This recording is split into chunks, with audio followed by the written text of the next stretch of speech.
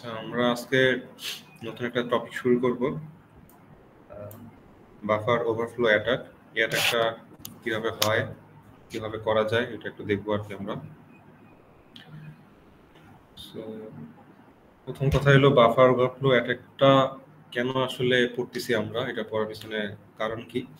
কারণ হলো এখানে দেখা যাচ্ছে যে আমরা যে লাস্ট যে মরিস ওয়ার্ম সম্পর্কে পড়ছিলাম, মরিস ওয়ার্ম যে কয়েকটা ভালনারেবিলিটি টার্গেট করছিল, তার মধ্যে একটা ভালনারেবিলিটি ছিল যে বাফার ওভারফ্লো ছিল, তার একটা ভালনারেবল পয়েন্ট ছিল।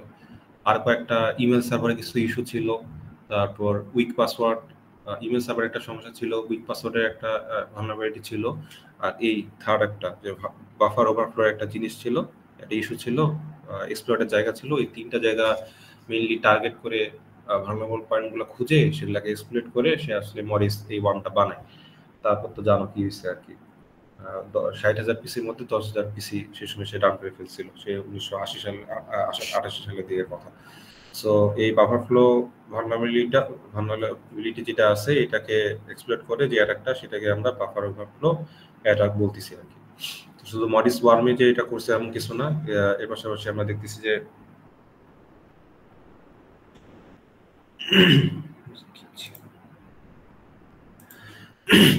এছাড়া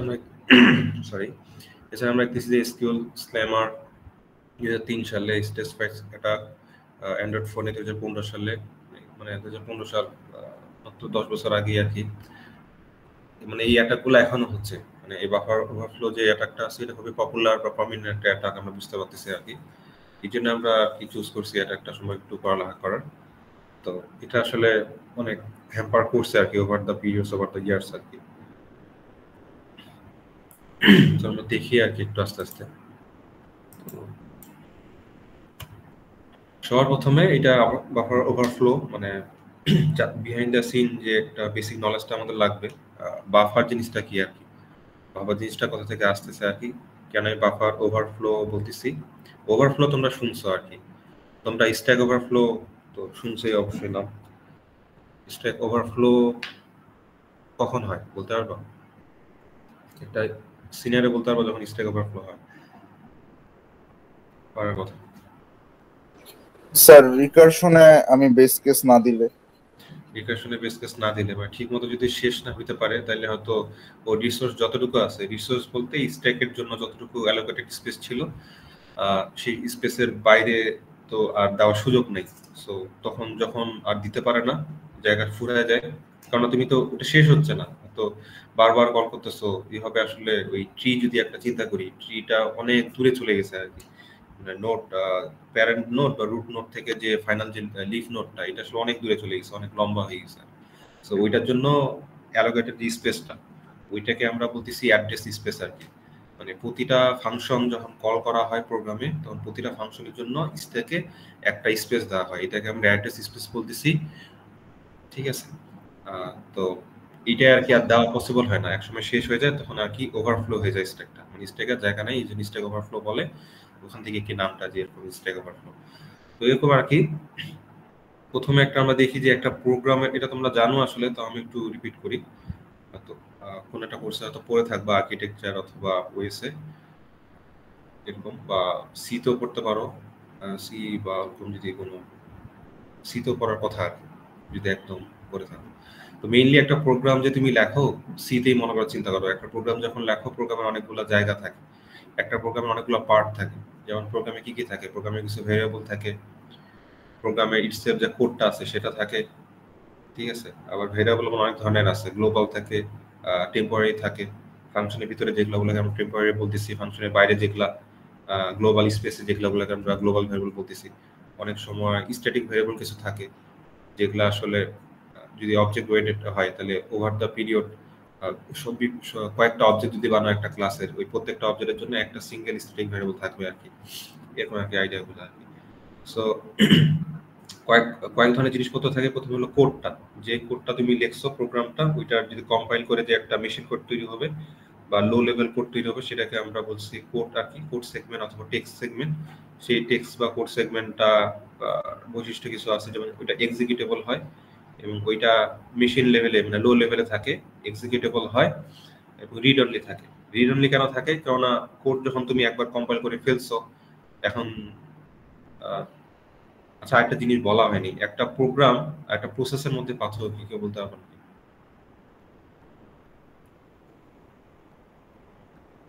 একটা প্রোগ্রাম আর একটা প্রসেসের মধ্যে পার্থক্য কি? একটা প্রোগ্রাম কখন প্রসেস হয়? স্যার একটা প্রোগ্রাম যখন কম্পাইল করার পরে যখন মেইন মেমরিতে লোড হয়, শুনতে পাইনি। যখন মেইন মেমরিতে লোড হয় তখন ওটা হচ্ছে প্রসেস, আর নরমালি হচ্ছে যখন কি বলে হ্যাঁ, সো প্রোগ্রাম তুমি ফাইল লিখছো অথবা কালকে লিখছো, এখনো চালাওনি, প্রোগ্রাম এখন কই আছে? প্রোগ্রাম হয়তো তোমার একটা সি ফাইলে .c এক্সটেনশনে একটা ফাইলে আছে, ফাইলটা কই আছে? ফাইলটা আছে হার্ড ডিস্কে আছে, হার্ড ড্রাইভে আছে। সো এখন তুমি চালাচ্ছ না, সো হার্ড ড্রাইভ ফাইলটা আছে, তোমাকে এখন এক্সিকিউশন লেভেলে নিয়ে আসতে হবে। সিপিইউ তে হয়তো এটা প্রসেস করা লাগবে, সিপিইউ এখন সিপিইউ তে প্রসেস করা লাগবে। সিপিইউ কই থেকে ডেটা নেয়? সিপিইউ তো আর হার্ড ড্রাইভ থেকে ডেটা নেয় না, সিপিইউ ডেটা নেয় কই থেকে? র্যাম থেকে, মানে মেইন মেমরি যেটা বললো আর কি, ও তো মেইন মেমরি থেকে নেয়। সো মেইন এক্সিকিউশনের জন্য প্রোগ্রামটাকে যখন হার্ড ড্রাইভ থেকে তুলে আনে র্যামে বসানো হয়, তখন সেই প্রোগ্রামটা স্ট্যাটাস হয়ে যায় প্রসেস, মানে এটা এখন এক্সিকিউশন লেভেলে আছে।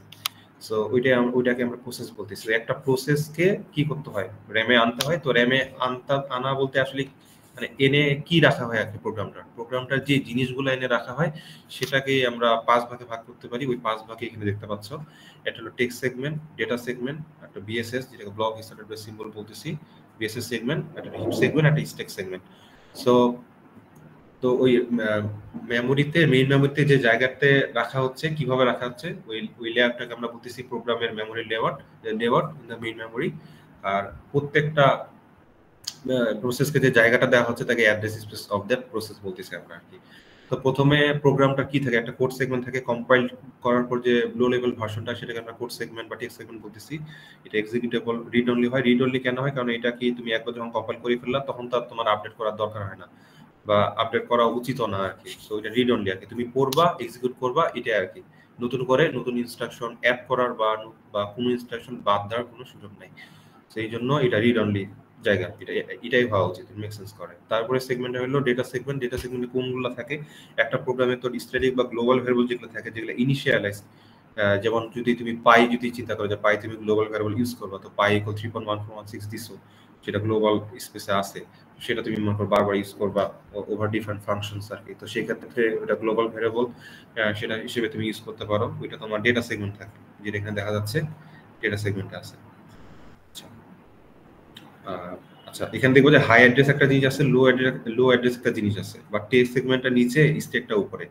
এটা মেইনলি যেটা করা হয়, স্ট্যাকটা শুরু হয় হাই অ্যাড্রেস স্পেস থেকে, ঠিক আছে? তো মনে করো একটা প্রোগ্রাম তুমি আনলা, প্রোগ্রামটার জন্য এখন মেমোরি অ্যালোকেট করা লাগবে বা অ্যাড্রেস স্পেস তৈরি করা লাগবে। সেক্ষেত্রে ও কি করে, লাস্ট দিন যেটা ভুলে গেছিলাম ওটা নাম হলো এসপি আর কি, স্ট্যাক পয়েন্টার আর কি বলে। তো স্ট্যাক পয়েন্টার অথবা তোমার র্যামের পিসি যেটা বলে যে প্রোগ্রাম কাউন্টার, স্ট্যাক পয়েন্টার দিয়ে বা প্রোগ্রাম কাউন্টার দিয়ে তুমি, প্রোগ্রাম কাউন্টার তো মেইনলি ইনস্ট্রাকশন গুলো তোমার কাউন্ট করে, আর এসপি যেটা স্ট্যাক পয়েন্টার আছে ও কি করে, এই স্ট্যাকে বা মেমোরি লেয়ারে তোমার জায়গা অ্যালোকেটেড করে। ও যেটা করে দেখবা, তোমার লক্ষ্য করে থাকবা যে ও যেটা করে SP equal SP minus something করে। মানে মেমোরি যদি তোমার মনে করো এগুলা এক একটা রো যদি চিন্তা করো তোমার 4 বাইট করে, অথবা যদি 8 বাইট চিন্তা করো, অথবা 16 বাইট চিন্তা করো, মনে করো n বাইটের যদি হয়, তাহলে ও কি করে এসপি মাইনাস n ইনটু মনে করো n ইনটু 4 বাইট, এরকম আর কি জিনিসটা।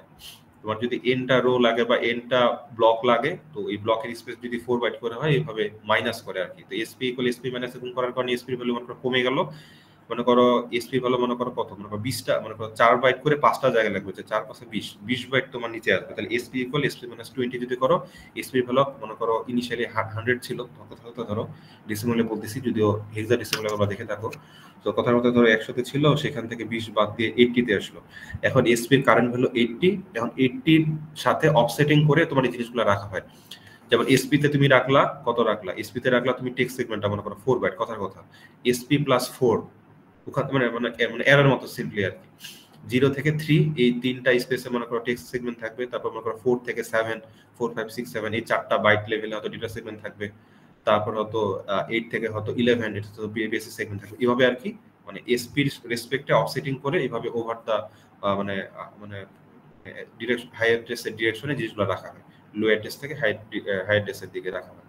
এটা কম্পাইলার স্পেসিফিক হইতে পারে, সো এটা হলো স্ট্যান্ডার্ড আর কি প্র্যাকটিস আর কি, যে লো অ্যাড্রেসের দিকে জিনিসগুলা থেকে শুরু করে হাই অ্যাড্রেসের দিকে ধাপে ধাপে ক্রমান্বয়ে রাখা হয়।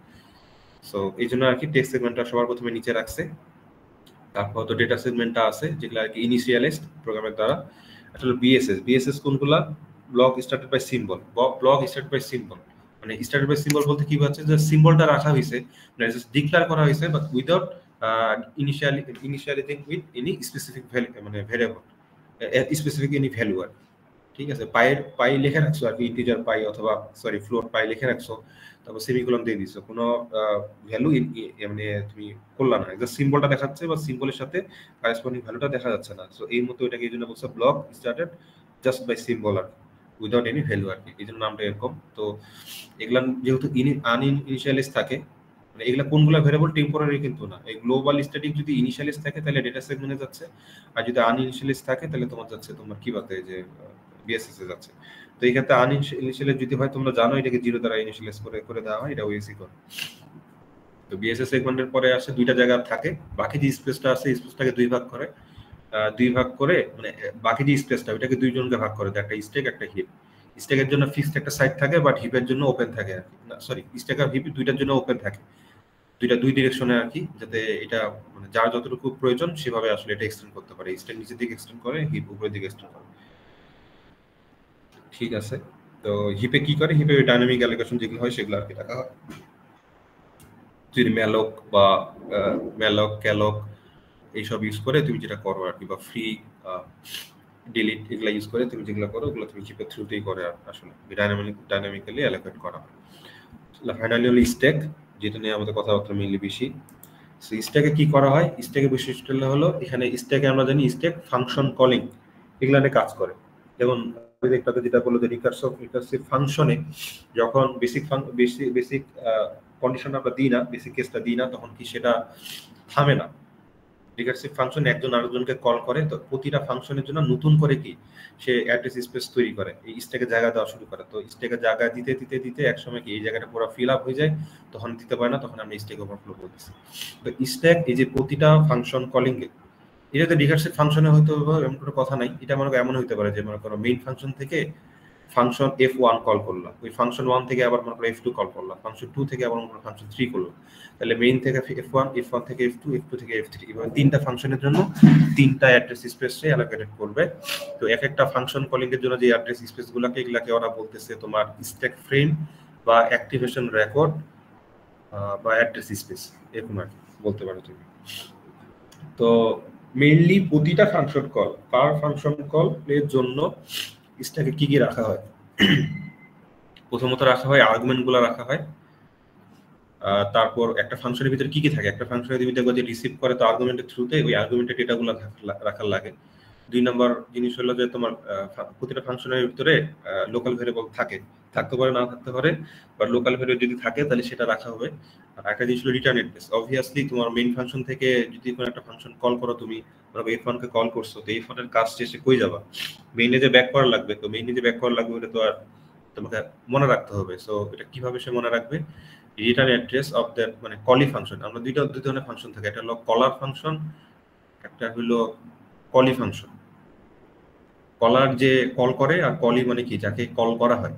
সো কলার যে ফাংশনটা তার রিটার্ন অ্যাড্রেসটা আমরা বলতেছি আর কি, মানে প্যারেন্ট ফাংশন বা কলার ফাংশন এর রিটার্ন অ্যাড্রেসটা আমরা রাখতেছি। কাকে কল করা হচ্ছে, কলি ফাংশন অথবা চাইল্ড ফাংশনের।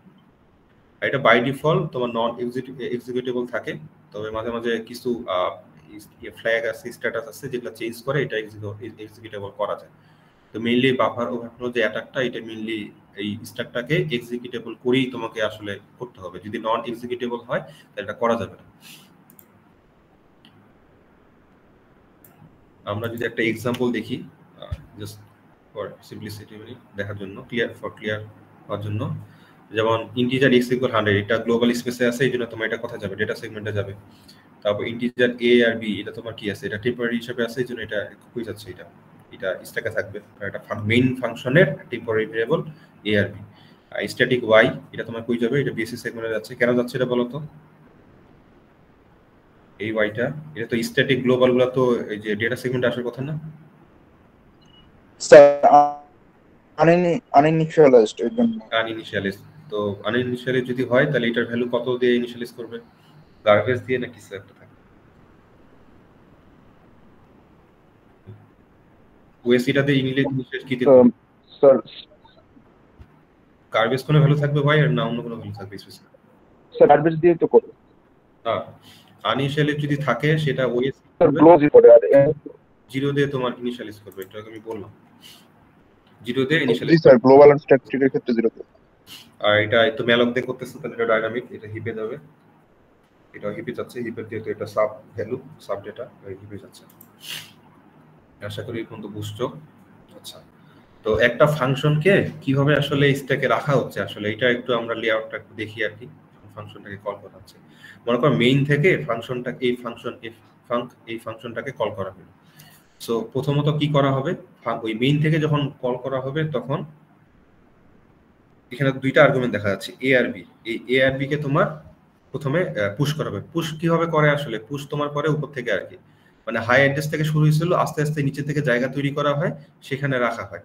মানে নিচের দিকে স্ট্যাকটা গ্রো করতেছে, মানে কি উপরের দিক ফাঁকা ছিল, আস্তে আস্তে নিচের দিকে তোমার কি ফিল আপ হয়ে হয়ে নিচের দিকে আস্তে আস্তে একেবারে তোমার যেটা দেখলা যে একেবারে হিপ পর্যন্ত হতে আসবে। মানে প্রথমে এখানে রাখবা, তারপর এখানে রাখবা, এইভাবে ক্রমান্বয়ে মানে টপ টু বটম আর কি, ফ্লোটা এরকম। তো প্রথমে এ কে রাখার কথা বা বি কে রাখলো, প্রথমে এ মানে এ আর বি এই অর্ডারে আছে, বাট উল্টা অর্ডারে রাখছে বি আর এ কে। এটার একটা সিগনিফিকেন্স আছে, এটা পরে বলতেছি। তো আর্গুমেন্ট গুলাকে রিভার্স অর্ডারে রাখা হয়, বি এ এভাবে আর কি। তো আর্গুমেন্ট গুলা রাখার পর নেক্সট স্টেপে রাখা হয় রিটার্ন অ্যাড্রেস কে। রিটার্ন অ্যাড্রেস কার ফাংশনে, এই রিটার্ন অ্যাড্রেসটা কার?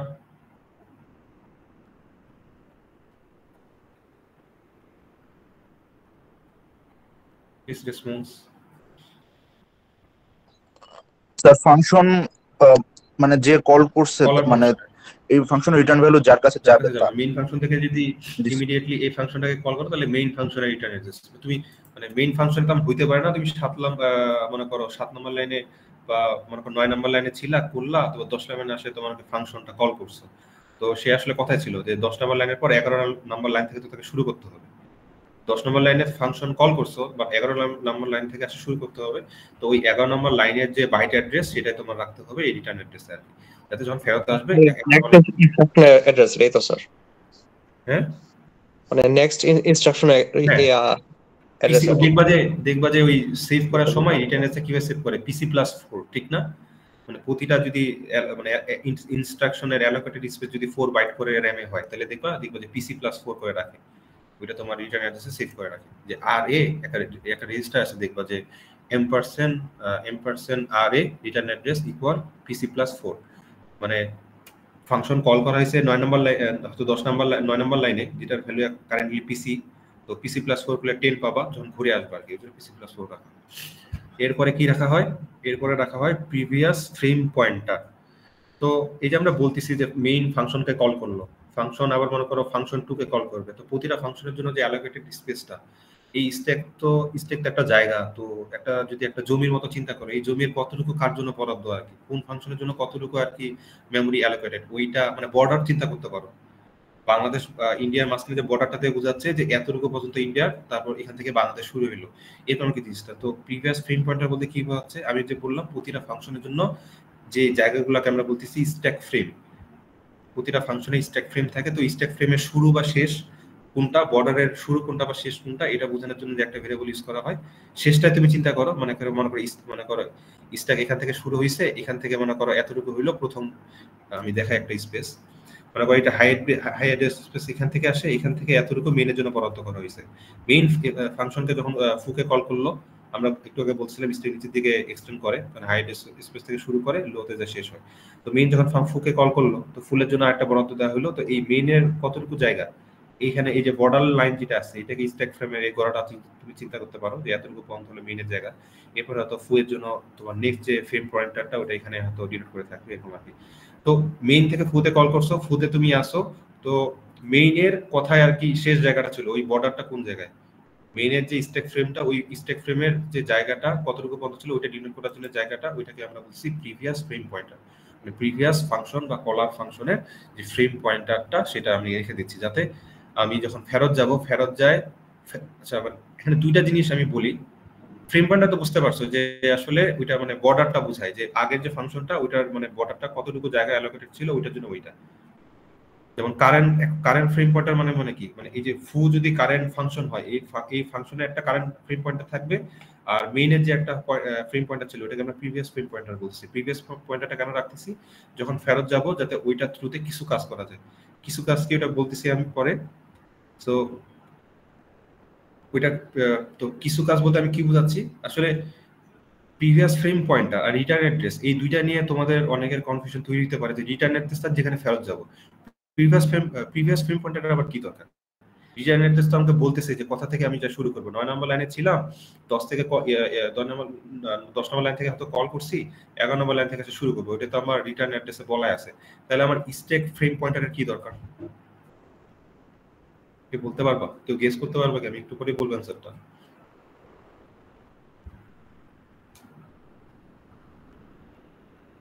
পয়েন্টার হচ্ছে আগের ফ্রেমটা কোথায়, বর্তমান ফ্রেম কোথায় শুরু হয়েছে এটা। কোথায় আছে এটা আমরা স্টোর করতেছি, বাট কোথায় আছে বা কেন আছে এটা কেন স্টোর করতেছি, কারণ তুমি যে কোথায় আসো এটা যদি খুঁজে বের করতে হয়, এটা তো রিটার্ন অ্যাড্রেসে তোমাকে করে দিচ্ছে যে কোথায় যাইতে হবে, ওটা তো তোমাকে বলে দিচ্ছে রিটার্ন অ্যাড্রেস দিয়ে। মানে আলাদা করে আমি বলতেছি যেটা যে প্রিভিয়াস ফ্রেম পয়েন্টার, এখানে সব ডেটাগুলো দেখো বি এ, এটা কি ফাংশনের রিটার্ন অ্যাড্রেস মনে করো ফেরত যাবা, এই জন্য আর কি মনে করো ওইটা মেইনের value of X, value of Y, এগুলো টেম্পোরারি ভেরিয়েবল, এগুলো তো ফাংশনের। বাট এখানে আলাদা করে প্রিভিয়াস ফ্রেম পয়েন্টার রাখার দরকার কি আর কি? স্যার আমি বলতে চাচ্ছি যে আমার স্ট্যাকের মধ্যে যে অ্যাড্রেস গুলো আছে, অর্থাৎ আমার হচ্ছে এই ফাংশন, যে ফাংশনে আমি কারেন্টলি আছি এই ফাংশনটা কোথা থেকে শুরু হয়েছে, এটার মানে এইটার শুরুটা কই থেকে হয়েছে, এই অ্যাড্রেসটা হচ্ছে স্টোর করা হচ্ছে প্রিভিয়াস ফ্রেম পয়েন্টারে। অর্থাৎ প্রিভিয়াস যে ফ্রেমটা সেটা কোথায় শেষ হয়েছে এবং আমার বর্তমান যে ফ্রেমটা এটা কোন অ্যাড্রেসে শুরু হয়েছে, এরকম কিছু স্যার। অনেকটা কাছাকাছি বলছো, মানে মেইন আইডিয়াটা কি, তুমি ভালো কথা এখানে লেখা আছে রিটার্ন অ্যাড্রেস দিস, সে ঘুরে মনে করো যে 10 নম্বর লাইনে ফাংশন কল করছে, 11 নম্বর থেকে আসা কথা, 11 নম্বর থেকে শুরু করলাম। বাট তুমি একটু চিন্তা করো জিনিসটা, একটু পরে যদি ওইটা আবার বলবো আমি, চিন্তা করো যে এই যে ভ্যালু অফ বি রাখছো, ভালো কথা, খুবই ভালো কথা, ভ্যালু অফ এ রাখছো, ভালো কথা।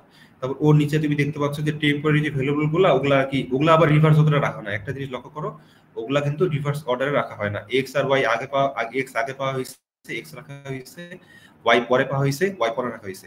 এখান থেকে একটু চিন্তা করতে পারছো কিনা, এখানে একটা হিন্টস আছে।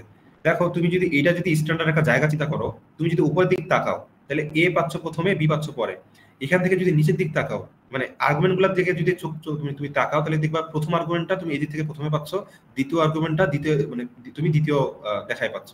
এখান থেকে যদি নিচের দিক তাকাও, তুমি টেম্পোরারি ভ্যারিয়েবলগুলোকে যদি অ্যাক্সেস করতে চাও, এই যে শব্দ ইউজ করে ফেলেছি অলরেডি, অ্যাক্সেস করতে যদি চাও, তুমি এক্সটা তুমি প্রথমে পাচ্ছ, ওয়াইটা তুমি দ্বিতীয়তে পাচ্ছ। মানে এখানে রাখা হয়েছে কি, এখানে নিচের দিকে টেম্পোরারি ভ্যারিয়েবল রাখার ক্ষেত্রে অরিজিনাল অর্ডারে রাখা হয়েছে, আবার আর্গুমেন্টগুলো রাখার ক্ষেত্রে রিভার্স অর্ডারে রাখা হয়েছে। মানে কেন জানি এখানে দেখা যাচ্ছে যে ফ্রেম পয়েন্টারের রেসপেক্টে, এই যে current frame pointer, actually current frame pointer যদি এখানে ডিনোট করে থাকে, এটা রেসপেক্টে দুই পাশে দুই সাইডে জিনিসগুলা একটা অর্ডারে রাখা হয়েছে, যাতে এখান থেকে দ্রুত আর্গুমেন্টটাকে যে অর্ডারে অ্যাক্সেস করার কথা, তুমি মানে প্রথম আর্গুমেন্টটাকে প্রথম মানে সবচেয়ে কম অফসেটে তুমি অ্যাক্সেস করতে চাবা। আবার বিটাকে তুমি কি একটু যেহেতু দূরে আছে, একটু দূরের অফসেটে তুমি অ্যাক্সেস করতে চাবা। একইভাবে টেম্পোরারি ভ্যারিয়েবলের ক্ষেত্রে যেহেতু এক্সটা প্রথম তোমার টেম্পোরারি ভ্যারিয়েবল, এটা কম অফসেটে তুমি অ্যাক্সেস করতে চাবা, either irrespective of plus or minus, মানে either irrespective of any direction, তুমি কাছাকাছি অ্যাক্সেস করতে চাবা এক্স কে আগে, এরপরে ওয়াই কে। এই জন্য প্রতিটা ফাংশনের জন্য একটা যে স্ট্যাকে যে স্ট্যাক ফ্রেমটা তৈরি হচ্ছে, ওখানে অন্য যাই ভ্যালু থাকুক না কেন একটা কারেন্ট ফ্রেম পয়েন্টার থাকে। মানে তাহলে কি বুঝলাম যে স্যার মেইনেরও তাহলে একটা কারেন্ট ফ্রেম পয়েন্টার থাকবে, যেখানে এটা এই যে ফুয়ের ক্ষেত্রে যেটা ফাংশনের ক্ষেত্রে যেটা কারেন্ট ফ্রেম পয়েন্টার দেখা যাচ্ছে, এই ক্ষেত্রে একটা ফ্রেম পয়েন্টার দেখা যাচ্ছে, এইটা মেইনেরও আছে। মেইনের যে ফ্রেম পয়েন্টার আছে সেই পয়েন্টারটার অ্যাড্রেসটা আমরা এখানে রাখছি প্রিভিয়াস ফ্রেম পয়েন্টার রাখছি। এটা কি বুঝছো যে কারেন্ট ফ্রেম পয়েন্টার রাখা হচ্ছে, কেন রাখা হচ্ছে আমি একটু করে বলতেছি। মানে এই প্রিভিয়াস ফ্রেম পয়েন্টার হইলো মেইনের যে কারেন্ট ফ্রেম পয়েন্টারটা একটু আগেই ছিল, ওইটা হলো বর্তমানে আমি মেইন যেহেতু ফাংশনকে কল করছে, আমরা এখানে মেইনের যে কারেন্ট ফ্রেম পয়েন্টার একটু আগে ছিল ওইটাকে as a previous frame pointer হিসেবে রাখতেছি। এখানে এট দ্য সেম টাইম এই ফাংশনের নিজেরও একটা কি কারেন্ট ফ্রেম পয়েন্টার চলতেছে, যেটা প্রিভিয়াস ফ্রেম পয়েন্টারের এই গোড়ায় তোমার কি এটা ডিনোট করে আছে। এতটুকু বুঝছো যে ফ্রেম পয়েন্টার বলে একটা জিনিস আছে? জি স্যার, এইটা বুঝছি, এবং বুঝছি যে এটার উপরের দিকে হচ্ছে আমার আর্গুমেন্ট গুলো আমি মানে অর্ডারলি অ্যাক্সেস করতে পারতেছি, নিচের দিকে লোকাল ভ্যারিয়েবল গুলো অর্ডারলি অ্যাক্সেস করতে পারতেছি। কিন্তু স্যার মানে এটা এখানে রাখা কেন হয়েছে এটা এখনো এই কারেন্ট ফ্রেম পয়েন্টারটা এটা তুমি মনে করো আগে এই কারেন্ট ফ্রেম পয়েন্টারের কথা চিন্তা করি। কারেন্ট ফ্রেম পয়েন্টারের কাজটা কি? এই মেইন কাজটা হলো অ্যাক্সেস করা। যেমন কারেন্ট ফ্রেম পয়েন্টারের যদি একটা অ্যাড্রেস থাকে ওর রেসপেক্টে তুমি মনে করো এখানে এটা তো 0 থেকে 3, তারপর 4 থেকে 7, 8 থেকে তুমি পাবা কি 8 থেকে 11 পাবা এর জন্য, 12 থেকে 15 পাবা বি এর জন্য। সো ওই কারেন্ট ফ্রেম পয়েন্টার প্লাস 8 যদি দাও, তারপর যদি তুমি এটা মেমোরিটা খুঁজে বের করো, তাহলে তুমি ভ্যালু এর ভ্যালুটা পাবো।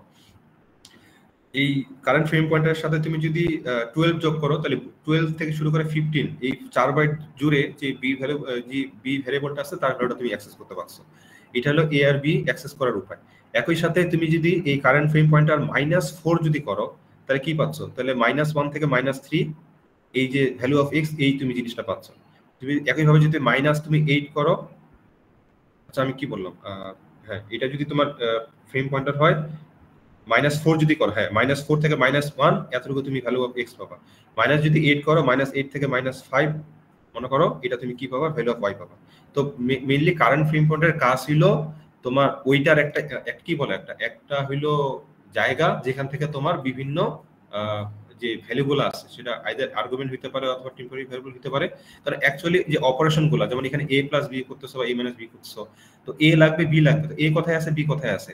আচ্ছা এ বি যোগ করলাম, এ বি যোগ করে রাখবো আবার কোথায়? এক্স এ রাখবো, এক্স টা আবার কই আছে? তো এই জিনিসগুলো কোথায় কি আছে ওইটা একটা যেটা বলে কি মেইন যে মনে করো মানে অ্যারের যে জিরো যে বেস পয়েন্টার, হ্যাঁ মনে করছে বেস যে অ্যাড্রেসটা, বেস অ্যাড্রেস হিসেবে কারেন্ট ফ্রেম পয়েন্টার কাজ করছে। এখান থেকে তোমার আর্গুমেন্টগুলো আর টেম্পোরারি ভ্যারিয়েবলগুলো আমরা অ্যাক্সেস করতেছি আর কি, ঠিক আছে? তো প্রিভিয়াস ফ্রেম পয়েন্টার কেন রাখতেছি? প্রিভিয়াস ফ্রেম পয়েন্টার এই জন্য রাখতেছি, তুমি রিটার্ন অ্যাড্রেসে গেলা, ফেরত গেলাম যে 10 নম্বর লাইনে এখানে আসি, ভালো কথা। আচ্ছা এখন তাহলে এই জিনিসটা আমি বলে দিই আগে যে রিটার্ন অ্যাড্রেস আর ফ্রেম পয়েন্টার পার্থক্যটা হলো কি? রিটার্ন অ্যাড্রেস তোমাকে কোথায় নিয়ে যায়? এখানে কিন্তু দুইটা জিনিস আছে, একটা কি টেক্সট সেগমেন্ট, একটা হলো স্ট্যাকের সেগমেন্ট। রিটার্ন অ্যাড্রেস তোমাকে কোথায় নিয়ে যাবে? যে এই যে টেক্সট সেগমেন্টে তোমার তো কিছু ইনস্ট্রাকশন, এই যে এখানে 14টা লাইন আছে, 14টা লাইনের জন্য কারেসপন্ডিং মনে করো কথার কথা ধরো 14টা ইনস্ট্রাকশন আর কি মেশিন ইনস্ট্রাকশন আছে যেটা টেক্সট সেগমেন্টে করা আছে। তো এখান থেকে আসলে ওই পিসি প্রোগ্রাম কাউন্টার দিয়ে সে ধাপে ধাপে 1 নম্বর লাইন থেকে 14 নম্বর লাইনের দিকে যাচ্ছে, ভালো কথা। তো পিসি তোমার কি, পিসিতে তোমার আছে কারেন্টলি মনে করো 10, যে 10 এ আমি ফাংশন কল করছি, একটু পরে পিসি প্লাস 4 তুমি রিটার্ন অ্যাড্রেসে রাখছো, রিটার্ন অ্যাড্রেস 11 এ আসবে, ভালো কথা। যে রিটার্ন অ্যাড্রেস তুমি 11 এ আসলা, বাট 11 এ আসে এখানে দেখা যাচ্ছে পয়েন্টার অফ 0 অথবা একটু পরে পয়েন্টার অফ 1, এই যে ভ্যালুগুলা এগুলা কোথায় কি আছে? যে 0 অফসেটে কই আছে পয়েন্টারের ভ্যালুটা, বা 1 অফসেটে কই আছে, এগুলা সে অ্যাক্সেস করবে কি দিয়ে? প্রতিটা ফাংশনে যে কোনো ভ্যালু বা আর্গুমেন্ট এগুলা অ্যাক্সেস করা হয় কোনটা স্ট্যান্ডার্ডে, কোনটা রেসপেক্টে, বা কোনটার বেস? কারেন্ট ফ্রেম পয়েন্টারের রেসপেক্টে, কারেন্ট ফ্রেমটাকে ধরে রাখে। তো তুমি তো এতক্ষণ তো অবসেস ছিলা কি থেকে? তুমি ফাংশন এই যে কলি ফাংশনটা, ওই ফাংশনটা না অবসেস ছিলা। তো তুমি ফেরত যখন আসলা মেইনে, তখন তুমি রিটার্ন অ্যাড্রেসটা ঠিক জায়গা মতো আসছো, বাট আসেই বা কিলা আসার পর তুমি যদি ভ্যালু এই যে ভ্যারিয়েবল গুলা বা আর্গুমেন্ট গুলা, এই যে তোমার একটু পরে লাগতেছে যে 0 অফসেটে কোনটা, মানে +0 তে কোনগুলা, +4 1 মানে কি 4 বাইট পরে আছে, মনে করো +4 অফসেটে কোন জিনিসটা আছে, এটা তুমি কার রেসপেক্টে তুমি অ্যাক্সেস করবা? কিছু তো একটা লাগবে যে বেস পয়েন্টার +4, ওই বেস পয়েন্টারটা কোথায়? ওইটা তো তোমার মনে নাই এখন, ওইটা তুমি ধরবা কিভাবে? তো ওইটা যাতে তোমার মনে থাকে, ওইটা ওই জন্য তুমি প্রিভিয়াস ফ্রেম পয়েন্টার এখানে ধরে রাখছো, যে যখন তুমি রিটার্ন করবা, যাতে রিটার্ন করার পর ওই কারেন্ট ফ্রেম পয়েন্টারে তুমি যাতে ধরে রাখো জিনিসটা, যে কোথায় তুমি ছিলে আর কি, বুঝছো জিনিসটা?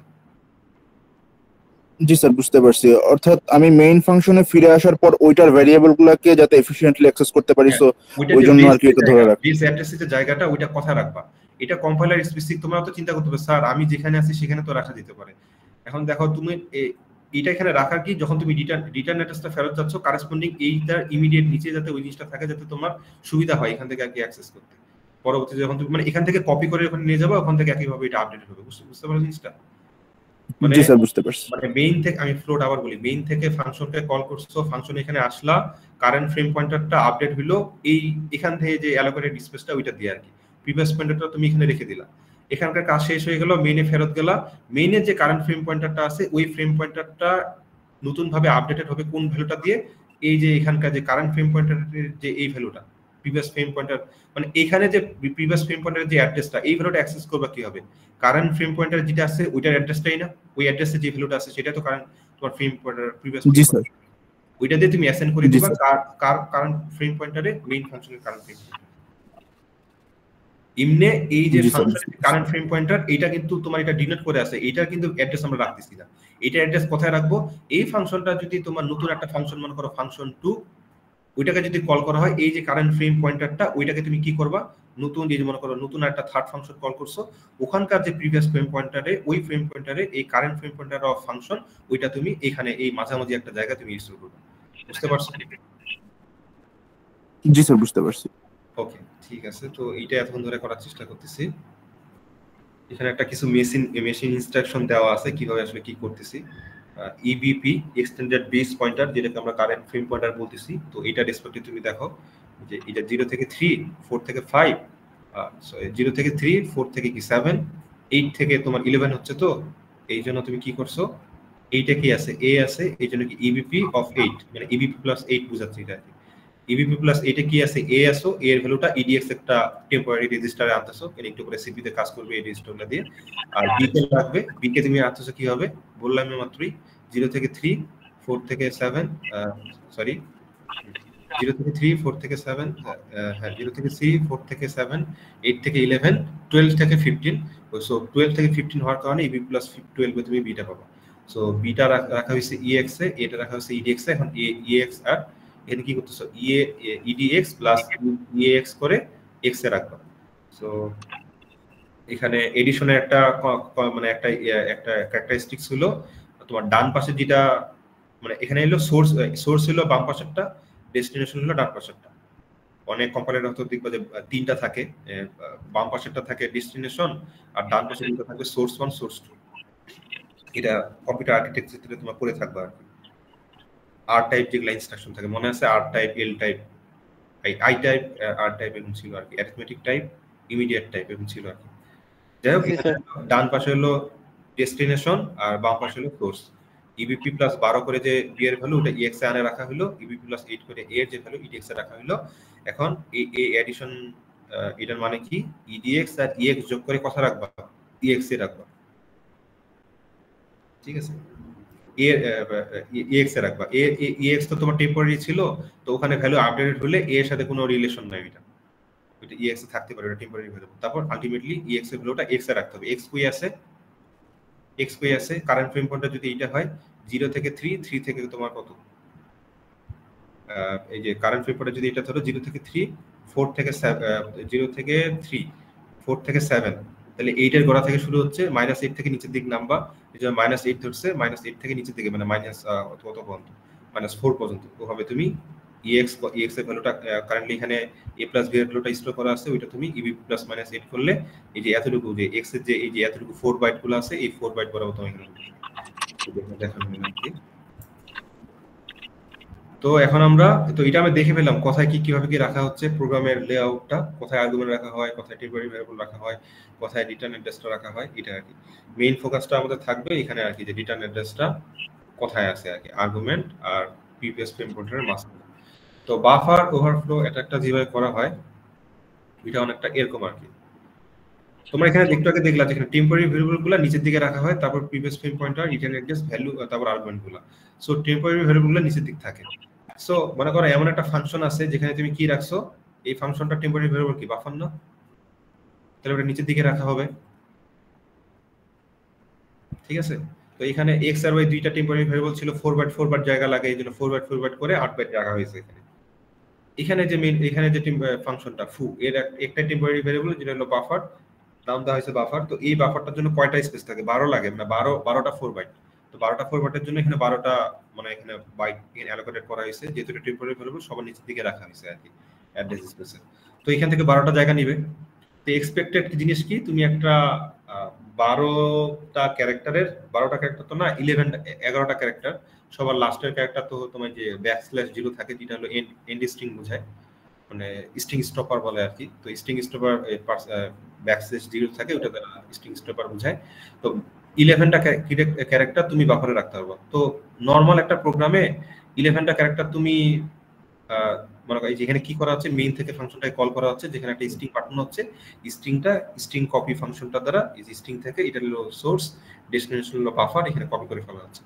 তো নর্মাল একটা কেসে কি এক্সপেক্টেড করা ছিল যে একটা তুমি 11 লেন্থের একটা স্ট্রিং পাঠাবা, এটা ফাংশনটাতে যাবে, বাফারে বসবে, বাফার বসবে, সুন্দর করে বসানো হবে, তারপর তো বাকি জিনিসগুলো এক্সিকিউট করা হবে। এটা তো এক্সপেক্টেড ছিল, ঠিক না?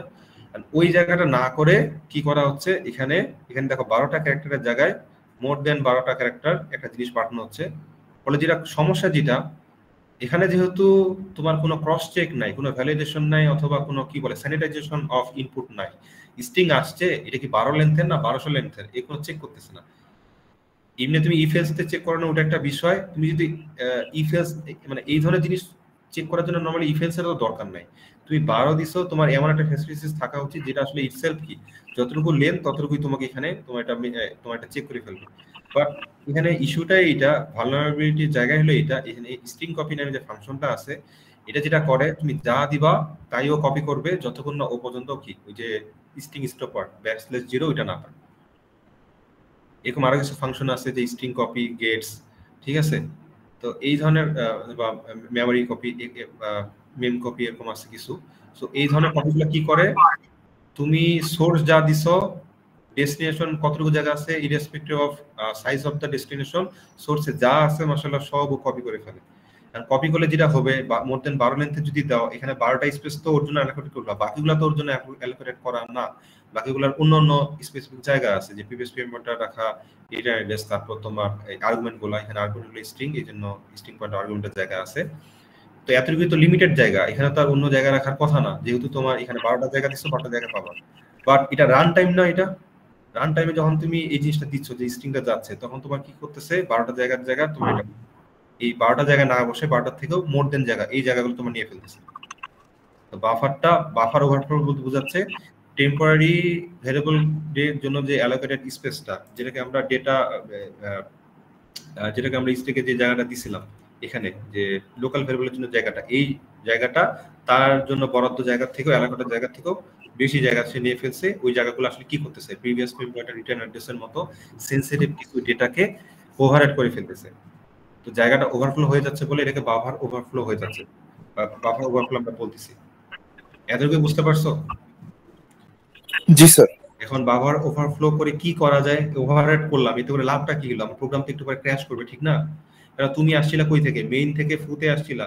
তো ফু ফাংশন থেকে কথা কি ছিল, কথা ছিল যে তোমার যে কারেসপন্ডিং যে ইনস্ট্রাকশন গুলা, যেগুলো তোমার যে কোড সেগমেন্টে, টেক্সট সেগমেন্টে করা আছে, ওগুলা তুমি ঠিকঠাক মতো করে রিটার্ন অ্যাড্রেস যে মেইনে ছিল ওইটা ধরে সুন্দর মতো মেইনে ব্যাক করবা, মেইনের কাজটা শেষ করে কমপ্লিটলি প্রোগ্রামটা শেষ হবে।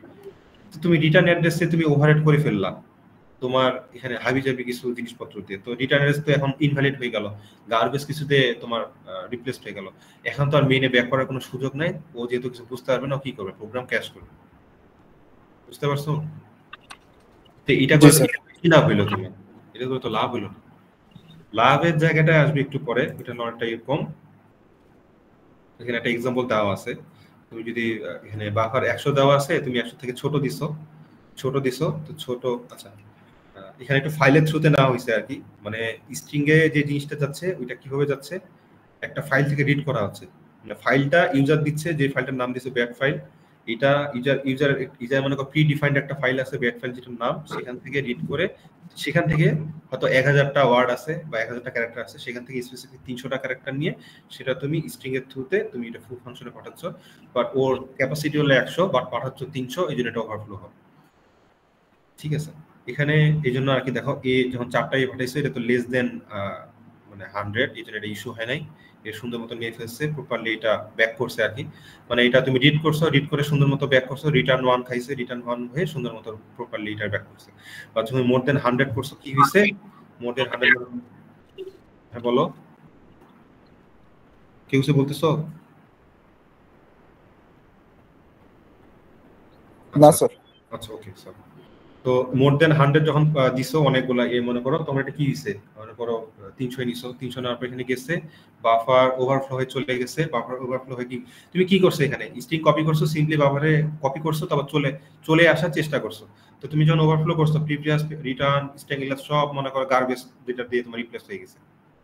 মানে এই যে ক্যারেক্টারগুলো থাকে, মানে এর যে আস্কি এগুলো দিয়ে হয়তো তোমার এটা ফিল আপ হয়ে গেছে। আমরা জানি যে এক একটা আস্কি কত বাইট, মনে করো 8 বিট, মনে করো 8 বিট কত বাইট হয়, 1 বাইট পায়, বা মনে করো 32 বাইটের যদি হয় তাহলে 4 বাইট হচ্ছে, ধরে নাও 8 বিট। সো সেক্ষেত্রে এগুলা থাকতেছে না, এই জন্য কি প্রপারলি তোমার এখানে আটকে যাবে, রিটার্ন 1 করতে পারবে না, মানে এখানে ফেরত আসবে না, যেহেতু রিটার্ন প্রপারলি ফেরত করতে আসবে না, এই জন্য যেহেতু আটকে গেছে এই জন্য সেগমেন্টেশন ফল করবে, পুরো ডাম্প বা প্রোগ্রাম ক্র্যাশ এরকম দেখাবে। সো এখানে একটা লক্ষ্য করার বিষয় যে দেখো এই যে ব্যাট ফাইল, এখানে দেখো একটা জিনিস তোমার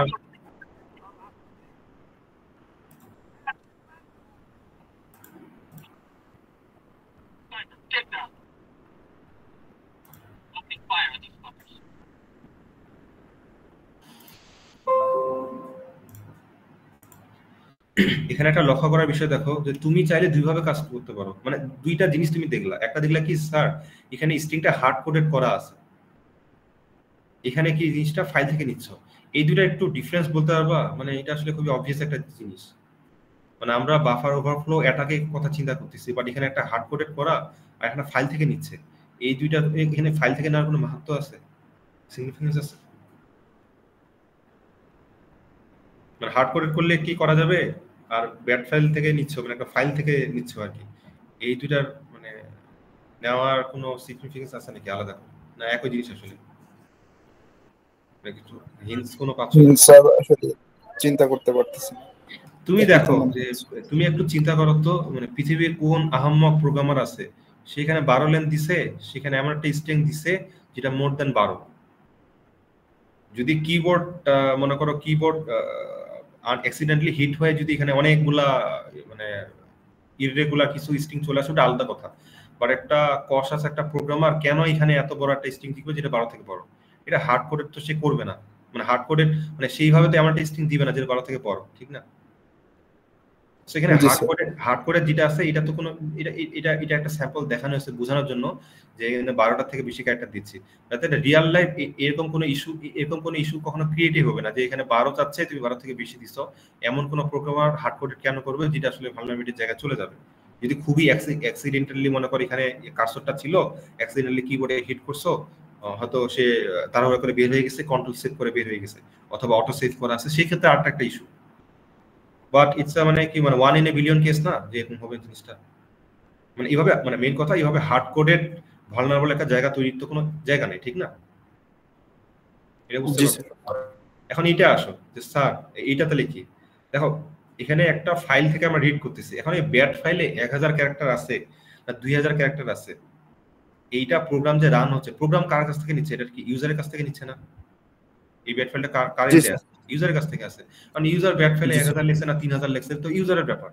তাহলে মানে প্রোগ্রামার মনে করছে কি যেখানে একটা ফাইল আমি নিচ্ছি, ফাইল থেকে সে কি 300 টাকা একটা ফাইল থেকে মনে করো এখানে 300 তো উল্লেখ করে দিচ্ছে, মনে করো এইভাবে যদি F read string bat file whole যদি দিই, মানে সে কি অ্যাসাম করছে যে ফাইলে যা আছে সব চলে আসবে, এবং সে আশা করতেছে যে ফাইলে এমন কিছু থাকবে যেটা আসলে 100 থেকে ইনাফ। মানে মাঝে মাঝে আমরা ওই যে মাঝে মাঝে তোমরা ছোটবেলায় মানে একদম 1-1 যখন ছিলা, তোমরা যখন অ্যারে ইনিশিয়ালাইজ করতা, তোমরা কি করতা যে এর মনে করো ইন্টিজার অ্যারে অফ 1000 এইভাবে নিতা না? তোমরা আসলে বুঝতে পারছো স্যার আমরা আসলে কয়টা স্যার তো একটা প্রোগ্রাম দেখাইলো, বাট এখানে কয়টা জিনিস রাখতে হবে আমি বুঝতে পারতেছি না, তো আমার তো আর এখানে মেমোরি নিতে টাকা পয়সা লাগতেছে না, লাগাইলাম 1000, সমস্যা তো নেই। আর মেমোরি ইপিসি কেবল তো 1-1 আছে, ইপিসি আমার দরকার নাই, ইপিসি 1-2 তে শিখবো, সমস্যা নেই, তো আমি 1000 নিতে পারি। বাট এখানে ইস্যুটা না, তুমি প্রোগ্রাম করে 1000, সেও মনে করে সেও চিন্তা করে আছে যে কতই বা হইতে পারে, 1000 100 আর বেশি কি আর হবে না, হবে না, আচ্ছা 100ই দিই, এবার সে হার্ড কোডেড করে রাখলো, সে ডাইনামিক্যালি নিল না, এখানে সে কি করে রাখলো ফুল ফাইলটা সে নিল, এখানে তো এক্সাম্পলের জন্য 300 নিচ্ছি আমরা, যাতে তোমরা বুঝতে পারো যে 100 300 100 থেকে বড়। বাট সে যদি এই সুযোগটা না রাখে, সে যদি হোল ফাইলটা রিড করে ফেলে, তাহলে ইউজার একটা সুযোগ আছে যে সে যদি কোনো রকমের সেই মানে অনেক সময় তো কোড ওপেন থাকে, সে যদি এখানে এই লাইনটা দেখে যাচ্ছে এখানে 100 দেওয়া, এখানে একটা ফাইল চাচ্ছে, ফাইলটা আবার আমি দিব, তাহলে আমার ফাইলে আমি কত ক্যারেক্টার লিখবো? 100 থেকে বেশি। বুঝতে পারছো? তো এই কোডটা ভালনারেবল কোড। কেন? এখানে দুইটা জায়গা আছে, একটা হলো কি বাফার এখানে হার্ড কোডেড করা, আর এখানে কি ফাইল নিচ্ছে ইউজারের কাছ থেকে, মানে এটা প্রোগ্রামারের কন্ট্রোলের বাইরে। এটা বুঝতে পারছো নাকি? জি স্যার। এখন ইউজার এই ব্যাট ফাইলের থ্রুতে অনেক কিছু তোমার করতে পারবে। ভালনারেবিলিটির জায়গাটা হলো এই জায়গাটা, আর ইউজার অ্যাক্সেস পাচ্ছে কোন জায়গাটা থেকে? এই ফাইলের থ্রুতে। সো দুইটা জায়গা, একটা হলো কি এখানে বাফারটা এখানে কোনো ক্রস চেকিং নাই, স্ট্রিং কপি মানে আলটিমেটলি কত আসলো সেইখানে 100 লিখে রাখছে, আর আলটিমেটলি কত আসছে এটা সে চেক যেতে করেনি। এটা হলো ভালনারেবিলিটির জায়গাটা। আর ইউজার আসলে ঢুকতেছে কিভাবে সিস্টেমটাতে? এই ব্যাট ফাইলের থ্রুতে। এইভাবে ঢোকার কোনো সুযোগ নেই এটা হার্ড কোডে। আর আমরা দেখছি যে এখানে কি বলছিলাম আমি, যে টেক্সট সেগমেন্ট কি রিড অনলি, এটা কম্পাইল হয়ে গেলে রান টাইমে নতুন করে কোনো কি এই যে তুমি চেঞ্জ করতে পারবা, শুরু থাকবে, কিন্তু রান টাইমে তো ফাইল তুমি নিবা, এইটা তুমি নিতে পারো। তো আমাদের মেইন আইডিয়াটা হলো কি এই রিটার্ন অ্যাড্রেসটা নিলে, ঠিক আছে? বর্তমানে ক্যাজুয়াল একটা ফ্লোতে কি হবে, মেইন থেকে ফ্লোতে কল করা হয়েছে, ফ্লো এর ইনস্ট্রাকশনগুলো সুন্দর করে ক্লিয়ার করে এক্সিকিউট করার পর রিটার্ন অ্যাড্রেস ধরে সে বাড়ি ফিরবে। বাট আমরা যেটা করব যে স্বপ্ন বাড়ি না যায়, স্বপ্ন কি অ্যাটাকারের বাড়ি যাবে, ঠিক আছে? Return address of main address না হয় রিটার্ন অ্যাড্রেস কার দিব বলো? রিটার্ন অ্যাড্রেস হচ্ছে আমার ম্যালিশিয়াস কোডের দিব, এবং যেটা হচ্ছে বাফার ওভারফ্লো হয়ে মেইনটাকে উপরে মানে ইয়ে করে রাখবে। সো ম্যালিশিয়াস কোডটা আসলে পরে যায় এক্সিকিউট হবে। মেইন থেকে আমার কাছে আসছে, আমার কাছ থেকে মেইনে ব্যাক না যায়, তোমার কাছে চলে যাবে, তুমি অ্যাটাকার, তোমার কোড কোথাও লেখা আছে এটা পরে বলতেছি আমরা। ওই রিটার্ন অ্যাড্রেস কার দিবা তোমার ওই ম্যালিশিয়াস কোডের। তাহলে কি করবা, ওই মানে কিভাবে রিটার্ন অ্যাড্রেসটা আমরা এখানে বসাবো, ওটা এতক্ষণে বুঝে ফেলারই কথা। রিটার্ন অ্যাড্রেসটা আমরা সামহাও মনে করে বসায় ফেলার পর যদি আমরা আমাদের ওই ম্যালিশিয়াস কোডের যে অ্যাড্রেসটা, ম্যালিশিয়াস কোডটা মনে করো সামহাও আমরা এখানে রাখছি। কিভাবে রাখছি এটা আমি তোমার বলবো, স্যার এটা তো প্রোগ্রাম হার্ড ড্রাইভ থেকে কপি করে আনলো, আর আপনি বললেন যে কি টেক্সট লেভেলে তো হাতও দেওয়া যায় না, কারণ রিড অনলি রাইট তো করা যাচ্ছে না। তাহলে আমার কোডটা আমি কেমনে ঢুকাবো, এটা আমি একটু পরে বলতেছি। বাট এতটুকু মনে রাখো, রিটার্ন অ্যাড্রেসে যদি ম্যালিশিয়াস কোডের, যেমন এখানে তো নর্মাল টেক্সট সেগমেন্টে নর্মাল যে কোডটা আছে, নর্মাল যে ফু ফাংশনের যে কোডটা টেক্সট সেগমেন্টে আছে, ওটার কোডটা তো আছে। ওইটার কাজটা শেষ করার পর যখন সে রিটার্ন অ্যাড্রেসে আসবে, রিটার্ন অ্যাড্রেসে যেহেতু তোমার কোডটা আছে, তোমার এমন অ্যাড্রেসে কোড করানো যাবে, তারপর এটা এক্সিকিউট করবে। তোমার কোড এক্সিকিউট করার মাধ্যমে তুমি পেলোডটা তুমি সিস্টেমে তুমি রাখবা, বা হার্মফুল অ্যাক্টিভিটি যেটা করার সেটা করবা। হ্যাঁ, ডিস্টার্ব করা অথবা কোনো ফাইল ডিলিট করা তোমার এক্সপেন্ডে করবা, ওটা ম্যানেজ করে যা করো তুমি করবে। তো এখন কাজ হলো আমাদের দুইটা, এগুলো রিটার্ন অ্যাড্রেসে ম্যালিশিয়াস কোডের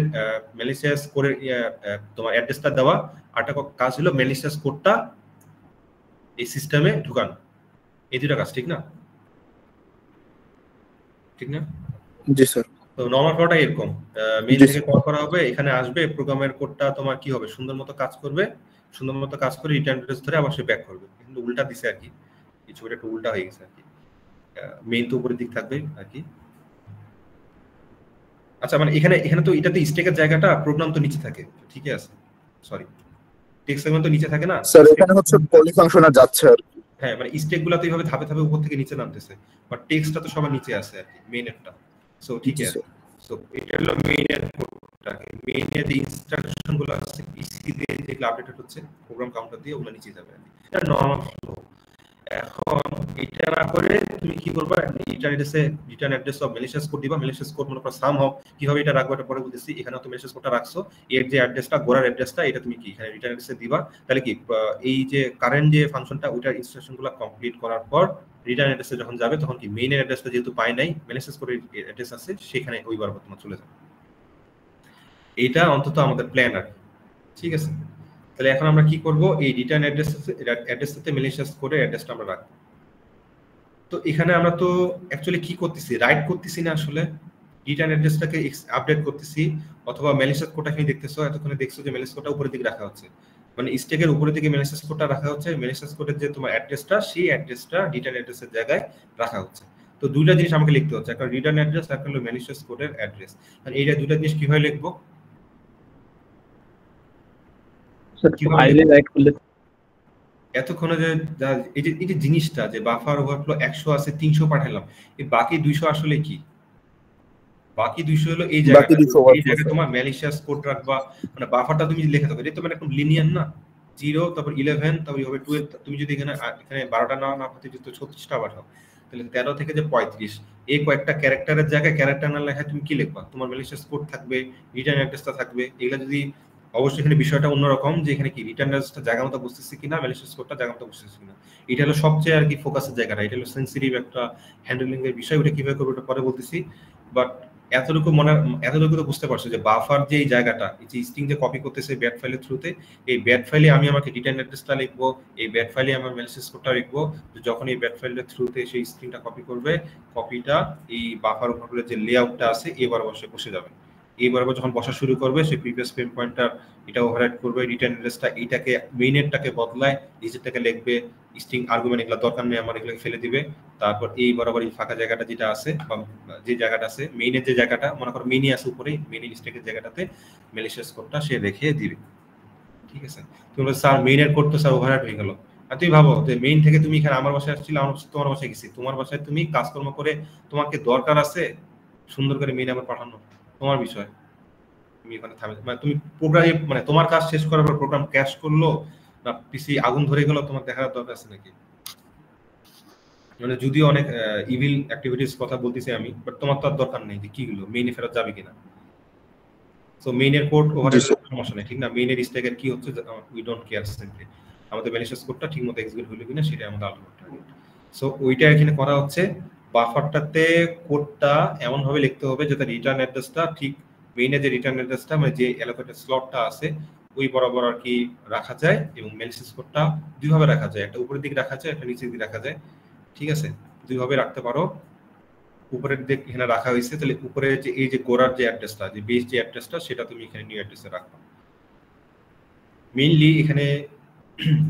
তাহলে এখানে কি হবে আসলে জিনিসটা, যখন ওই বর্তমান ফাংশন ফাংশনটার কোড কাজটা শেষ হওয়ার পর যখন রিটার্ন অ্যাড্রেসে আসবে, রিটার্ন অ্যাড্রেসে নিউ অ্যাড্রেসটা পাবে, নিউ অ্যাড্রেস বরাবর ম্যালিশিয়াস কোডে চলে যাবে, ম্যালিশিয়াস কোডটা এক্সিকিউট হয়ে যেহেতু এখান থেকে আর কোথাও যাওয়ার সুযোগ রাখেনি, প্রোগ্রামটা কি করবে, ক্র্যাশ করবে।